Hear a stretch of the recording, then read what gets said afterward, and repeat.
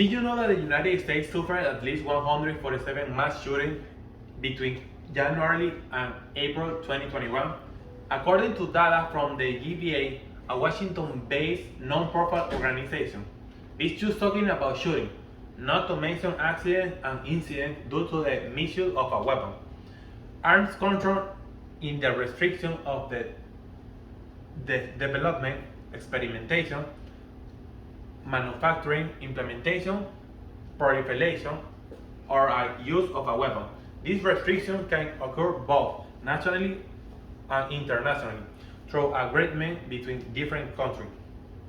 High firearms death and injury rates are often cited as a primary driver for gun control policies.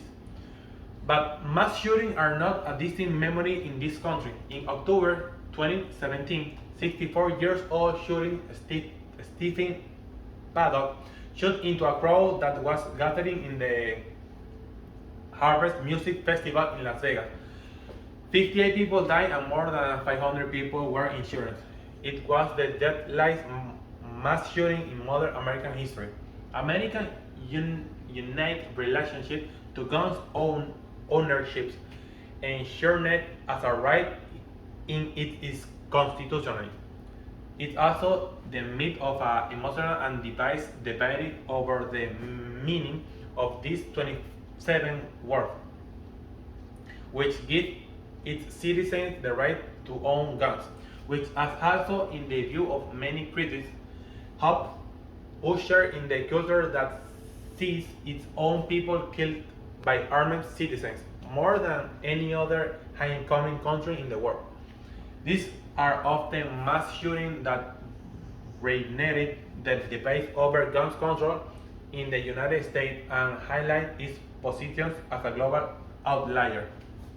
As a world power, it is impossible to identify the exact number of civilians owner firearms due to the variety of factors, including weapons that go unregistered, illegal trade, and global conflict.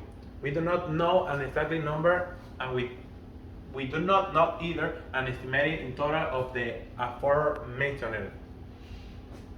With this gun control so difficult because if the president has literally said we will talk about the law and firearms as time passes, there is not much hope that this can be done. From my point of view, the main reason is to make people understand how necessary and important it is. We all run the risk of being at the disposal of a shooting, of some lost bullet. The World Rifle Association is one of the most influential groups in US politics, not only because the money is spent lobbying politicians, but also for the level of commitment of is the 5 million, an absurd amount to which children and adolescents agree to possess a weapon.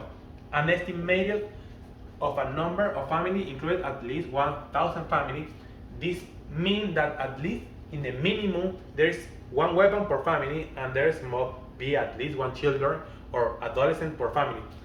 That is, there are children or families who have access to weapons only in the Rifle Association.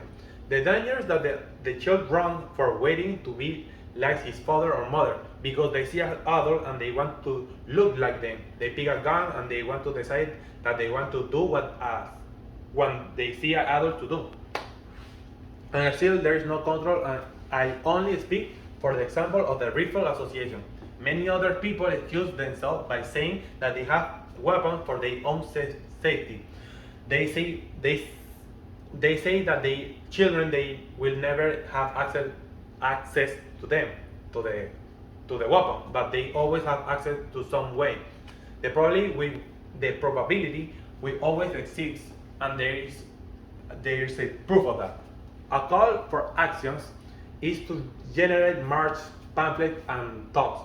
I consider that a single call to action is not enough. We need as much as possible to reach each people, make people aware, make them understand the dangers that we all run. Not just me, not just you, or our children. I can only imagine the number of people who died annually is only 147 shootings have occurred to the date in April. Statistically, this may account approximately 4 deaths per shooting would be at least 100 without counting the number of wounded. That is why my call of action is to generate awareness march, hand out brochures, and make the people hear how necessary this is.